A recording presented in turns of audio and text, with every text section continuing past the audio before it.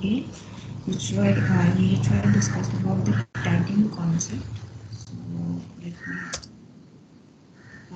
tagging concept means I give you examples like what is the necessity of using tags in our day-to-day activity. Like if you post a photo or save a photo somewhere, like if you are posting it in Insta and if you give a tag like suppose Diwali 2020 or that kind of a thing, so it would be easier for you to trace back that photo later, like sometime later in the down the year. So you might forget that you have posted, you have those kind of pictures, and it is difficult to track that. So what you can do is the moment you start searching with the tag that Diwali 2020, you will get all those pictures in front of you. So why like this tagging and all these concepts are necessary? So there is something already you know that any raw content is called as data. So we need to pre-process the data. So why to do for pre-processing the data is like suppose as I told, like data has to be first initially has to be represented properly, so that either in form of a graph or plot or some tables, so that you can make out that some data is missing or all the data are present. So data like representation or processing of the data is very necessary.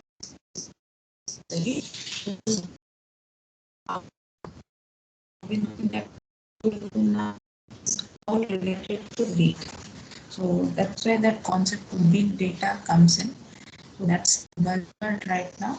So all of you know that data are part and parcel of our day-to-day activities. You see data in everywhere. Like whenever I'm speaking in the class, also these are data. So all this, like whatever you come across, whether be it your share market, your Sensex up and down, your your marks in the exam, all these things are data. So you need to pre-process the data or process it properly so that it gets converted into proper information. Okay, so it's like for example, there might be some data which are missing in the like whatever set of data you have. Some of that might be missing in that, or there should not there might be some data which are not in compatible form which you need, or some might be inconsistent with the form which you need. So in all these cases, what you need is you need to pre-process the data properly so that you can use it later. So next, I'll just give you one example. So this is a very simple, like just how many five rows of data are there. So the entities are your customer ID, the zip code of the person, the gender, income, age, marital status, and the transaction amount. So this is a very simple form of data. So let me give you how many problems you will face in this simple data. Okay, so you can how many data, how many customers are there? Can you make out in this table?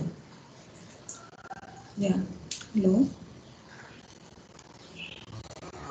Hannah. Can you hear me? Hannah. Okay. Can you tell me how many persons are there in this table in the data I'm showing? Hello.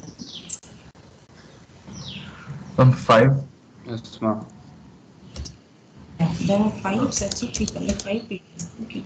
So this zip is the location. So can you find any inconsistencies in this zip code, or all the zip code are correct as per you? Just look at these five zip codes, and is there any inconsistency you are finding? One. Which one?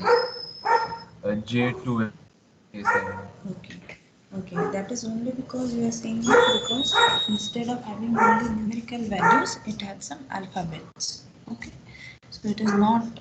This is an alphanumeric thing. So, And also the so as a system. 62691.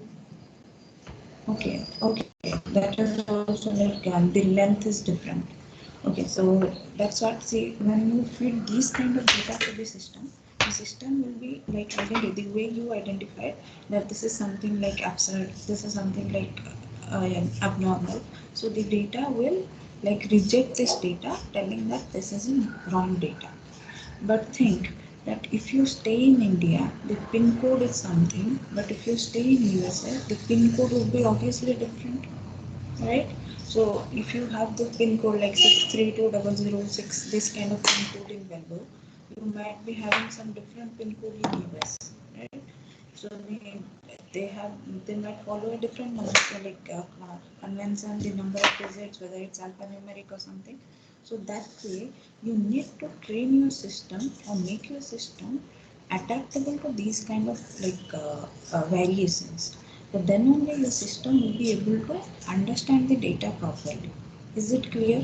So whenever you are designing any system or something or any model, you need to give this like all this what you tell anomalies kind of thing. You need to make the system aware about that, and you should make it aware that the zip code need not be just like 5-digit number or 5-digit numerical all the time. If it is from US, it can be in this kind of form, or if it is from Europe, it might be in this form. So depending on the location, the zip code might vary. So if the system has that information, it should not reject the customer initially in the initial screening stage. Okay. Is that clear? So in this just 5-row table, in the zip code, there are these many problems you will see. Is it clear till this? Yeah, is it clear? Yes, ma'am. Okay, now come to the third column. So in this gender location, so you can see male, female. So this third one is left empty. So your system should be made acquainted that there might be cases where the person might have left the like gender by mistake, or he doesn't want to disclose it. So those kind of abnormalities might appear. So those your system should be able to handle those missing data also. Okay, should be like ready to accept these kind of things also. So next come to the income group. So can you find any anomaly here for the income section? Anyone? From the second one. Okay, because of the negative sign, right? Any other? Yes, ma'am. Any other?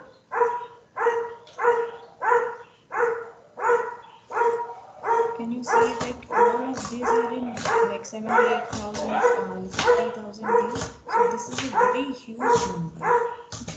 So is it actually the income of the person, or is it in some different currency? So that also is a concern. Okay. So you need to be making your you should be making. One second. There is a noise here. Let me move to a quieter place. Okay. So you need to make your system aware that there might be some cases where these kind of situations might occur also, where some people might have given, like some person stays in USA, so his currency would be in dollars. Some person stays in Europe, so his currency might be in euros. So there should be like consistency in the table. So you like system, whenever you design something, you need to make your system aware that these kind of consistency it should be able to handle. Okay, next come to the year section. In the year also, you can see that by here some year is written as 0, here some year is written as C. So these are also like some abnormalities. So this year 0 means, is it actually the person, just is it a newborn baby, or by mistake it is written. The C also, why the C is written, because year never comes as like a alphabet, so it has to be like, is there a mistake, is the person supposed to be contacted again to fill it back. Suppose the marital status, married, this W might be widow, this D might be divorced, but this S, okay, this S might be single or might be separated. Okay, so there is like no like a clarity to all these symbols when you like see this kind of data. Similarly, the transaction amount also, there might be like whether all of them are correct or not, there might be some like anomalies here. So the thing is, in a simple table, just like 5 rows table, you are seeing so many difficulties you will face in every step. So that's what happens whenever you deal with data.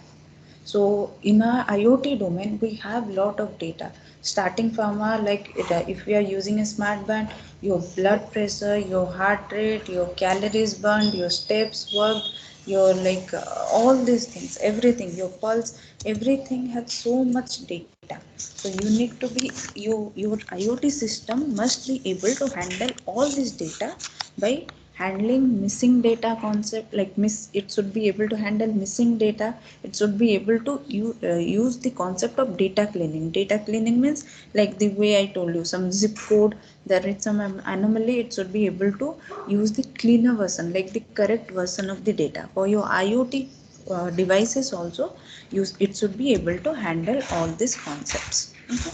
So this is all these things whatever I told are written there in the slides. Anyway, you can go through that. So the first thing, since your IoT device is handling so much data, so your system, whenever you design it, your IoT device should be able to handle the anomalies or the abnormalities that come along with this data. Okay. So that's why the concept of data handling comes in your IoT, because IoT is data driven. So all your data that you come across in your IoT device has to be handled properly. So next comes how to handle this kind of huge amount of data. Okay, you cannot remember everything, you cannot store everything. Like even if you store in proper folders, places, everything, you ultimately land up forgetting how where you have saved your data. Just like the way you do in your PC or system or laptop.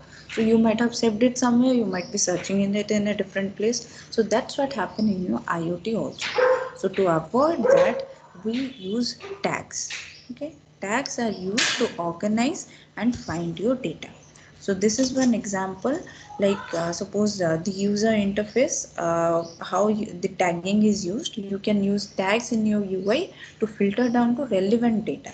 So suppose you can see here, there are these all these mails are there. So the account is, this is the account. Okay, so depending on this particular account, I can sort my mails. Okay, or sort my data. Similarly, you can also use help organize data are coming from large number of sources and or to large number of new relics accounts. So what is the thing is, you use the basic concept is you need to use tabs to organize your data. Next is format requirements and limit for tags. So tags, obviously that is helpful, you understood, but how to use you cannot give random tags randomly, anything you cannot give. So you need to follow a convention for the tags. The tags need to be properly formatted. So generally what kind of formats you use? So suppose limit of 100 tags, sorry, suppose you following maximum character length of tag, you set it as like 128 character or 256 character. So you set a limit. Okay, that all the tags you use, so these are like user dependent. Depending on your comfortable, how comfortable you are, you decide what kind of tags you will use. You use it to, like, suppose 128 characters or 256 characters, accordingly you take a decision. Okay, next is when you are using API to address tags. So suppose this kind of thing, like you use a dash or a underscore, make sure that all, like, everywhere you use the same thing consistently. Like suppose you are saving your name as, suppose giving a tag as suppose 2020 VIT underscore VIT or something. So next time when you search, the underscore has to be there. Okay, so keep in mind what kind of, whether you are using a hash or a tag, a underscore or a hyphen, those kind of things you need to be resilient enough to keep in mind, so that next time you search, you get to remember it properly and do it. So how to keep the tags simple? Okay, so the best way to keep tags simple is use the normal words. Okay, don't use numbers like this. Okay, so suppose you stay in you stay in Mumbai. Okay, you stay in suppose Bandra and all. So how do you name that? Suppose you have went to Santa Claus or like any place, like say Kanyakumari you visited. So you name the pictures as Kanyakumari vacation, that kind of a thing, or just Kanyakumari. Don't name it as like 23rd February 2020. That way if you name, like you might know that on this date you visited that place, but later on you will forget that date and you won't be able to trace your photo. Is it clear? Could you understand? Hello? Yes, ma'am. Okay, so always try to keep your tags simple. That's the basic concept. And tags are obviously helpful because it is easy to remember and easy to trace back your data. So next comes tips on using tags consistently.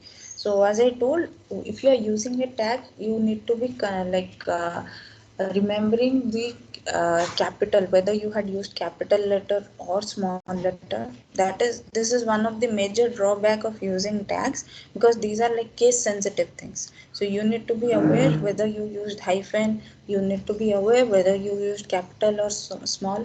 So the best way is always use very simple things which you easily remember. Don't follow all those notations like dollar, ampersand, all these things. If you put on your tags, ultimately you will end up forgetting everything. So that is one thing. Next is, let me come to, keep your tags of like 1 to 2 words. Just try to put it that way. Suppose if you are you are using a tag Q1 expense report, instead of that, just write, you use it as Q1. Use the tag Q1. No need to make it huge, just make it shorter, so that you can remember it later and use it. So where can you use these tags? First thing is, you can use these tags in your emails. You might have seen these kind of things like drafts, notes, sorted, all these things. So this kind of, like in your Gmail also, you have your inbox, forums, social, promotions, all those kind of things, and this can be color coded also. Okay, color coding means that visually it becomes more appealing, and the moment you look, you can visually remember that this is in this category, this is in the other category. So that way you can make your emails tag in your emails. Next, you can also tag your photos. Okay, so you can tag your photos, like there are, like, let me give you one example. So there is a app called PicSave. Okay, so this PicSave is actually a paid app. It is not free. Around $15 it charges. So what happens in this PicSave is, you have, like, when you save multiple photos, you probably want to apply one or more tags to all of them. Suppose you went to a birthday party, and all the photos you click there belong to the same tag. That birthday party, suppose friend's birthday, suppose somebody called Rohan, suppose Rohan's birthday 2020, that's why.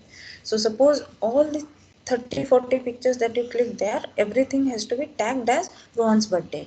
Okay, so but what you do is, this kind of things are done easily by this PicSave. So the moment you select the images, it automatically tags every image to the same thing. Okay, so that way it is more user friendly, but the thing is, it is a paid version, a paid app, it is not free. So generally we use the free apps, that is Google Photos. So Google Photos, the you need to remember that Google avoids tagging. Okay, you might have seen that they don't tag the photos as such, but the Google search engine is so competent enough that even without tagging, the moment you go to the search option and type, suppose you want to type birthday, just you the moment you write BIRT, the moment you write, all the birthday pics come in. Like the moment you type ROHAN, Rohan, the Rohan's birthday, all the pics will be coming. Because of that superior search engine of Google, it is not using tagging, but still it is able to compete with other tagging applications. Okay, next is tag your notes. So whenever you write, just try to make, like, whatever notes you make sure you tag it properly. So there is something called as Evernote. which in your Mac, your iOS, Android, everywhere this Evernote thing is there, where you can like use this add tag option. Okay, so this add tag, the moment you go get into this add tag, it will give you the like what kind of tags you need. So next is OneNote. Obviously we have, almost all of us might be using. In this OneNote also there is this tagging concept also. Okay, so next this is the OneNote concept. So here also you can see that all this like to do questions, all these things are there. So here also you can do the tagging. Next comes tag your files.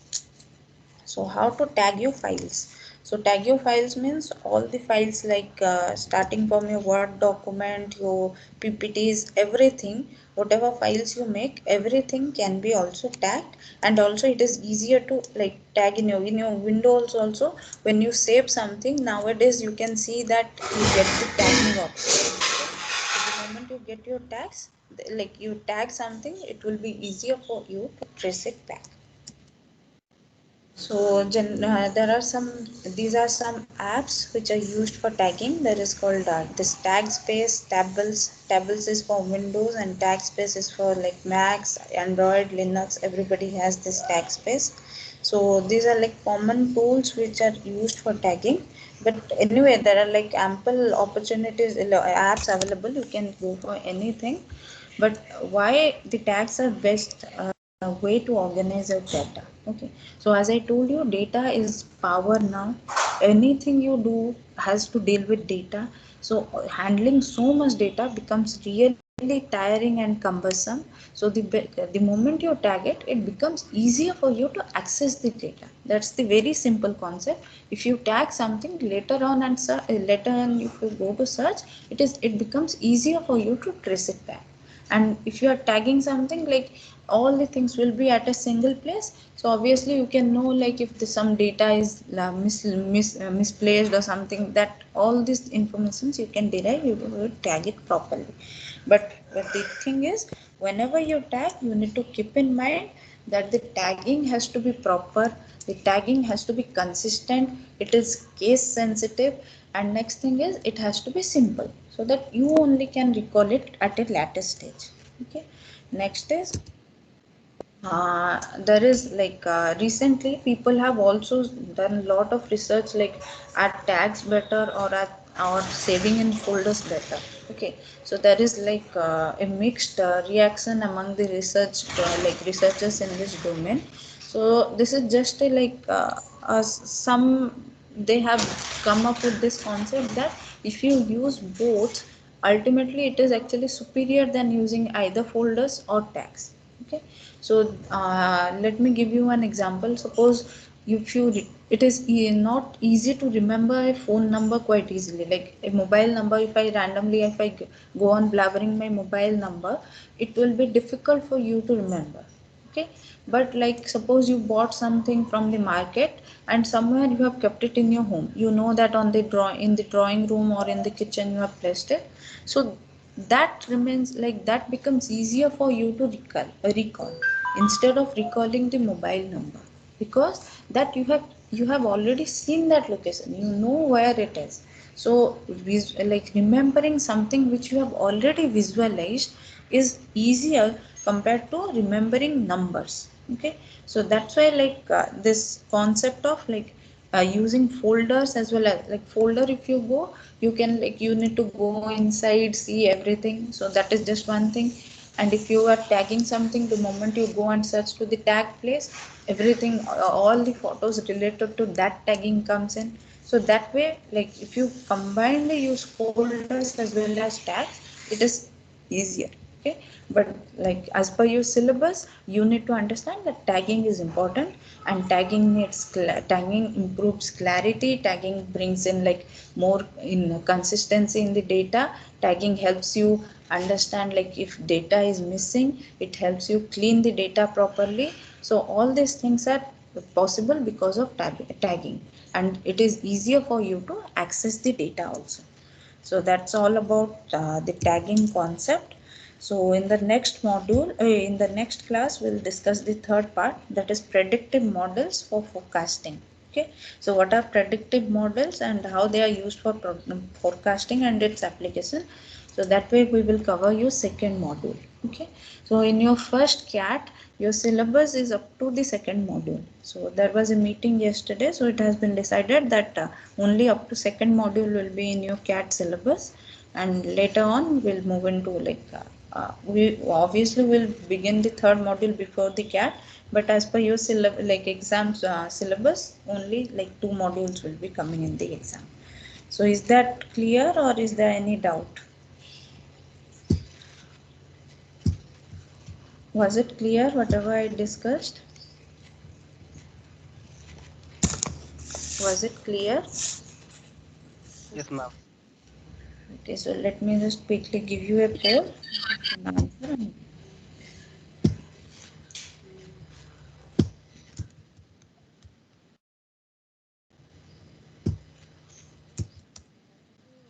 Fill up that form, that Excel sheet, okay, before Monday.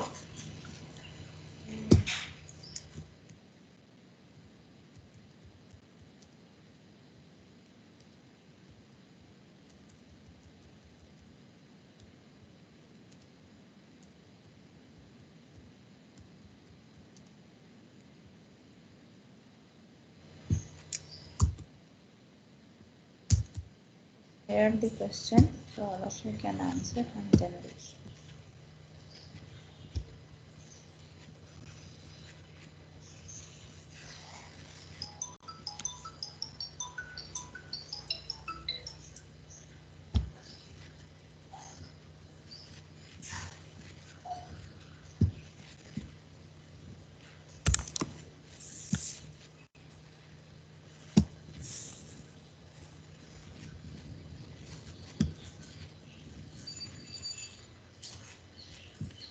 those who have answered can leave.